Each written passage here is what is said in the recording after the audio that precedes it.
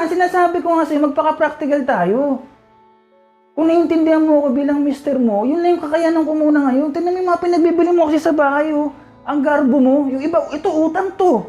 Oh, sisilipin mo na naman ako sa ganyang bagay na yan eh. Tapos na yan! Kasi yan, nga, na yan! yan yung mga bagay na nagpapahirap sa atin. Yan yung mga bagay na papatigil ng agos ng buhay natin sana paangat. Marami kang gusto na pinipilit mo abutin, hindi naman dapat eh. Iisa anak natin, ba't tayo nahirapan? Kaya nga nagpapakatotoo ko sa'yo. Yun na nga eh, Mas- isa na nga lang, ipapublic mo pa.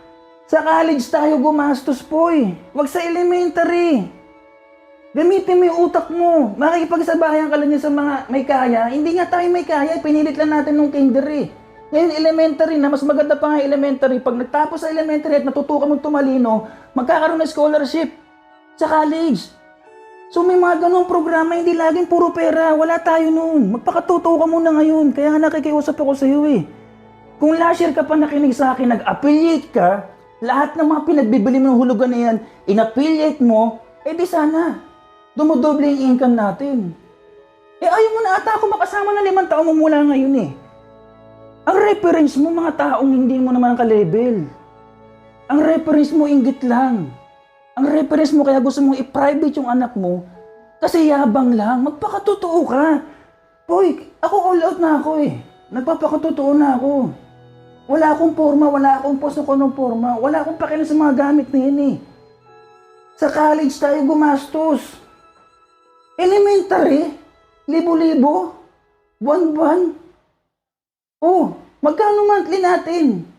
Hindi porket minsan may maganda akong bonus, isasamantalahin mo.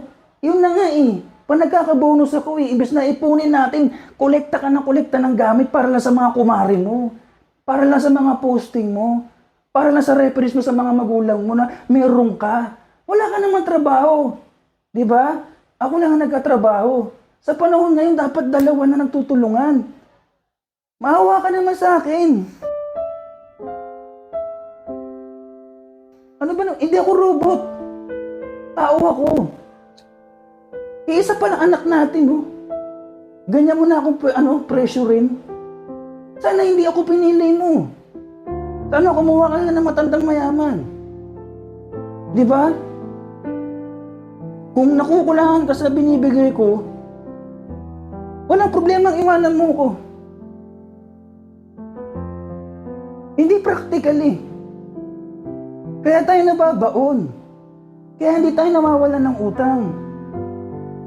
Ang nangyayari, yung utang, babayaran natin galang din sa utang. Ano nangyayari? Wala tayong nababawas sa utang. Nadadagdagan tayo ng utang. At the same time, yung mga tao nagtitiwala sa'yo, nasisira kasi nga nakapagpangako ka na magbabayad ka na hindi natutuloy. Kaya tayo lalong bumababa. Nahihirapan na ako mag-isip. Nakukurta na utak ko po eh.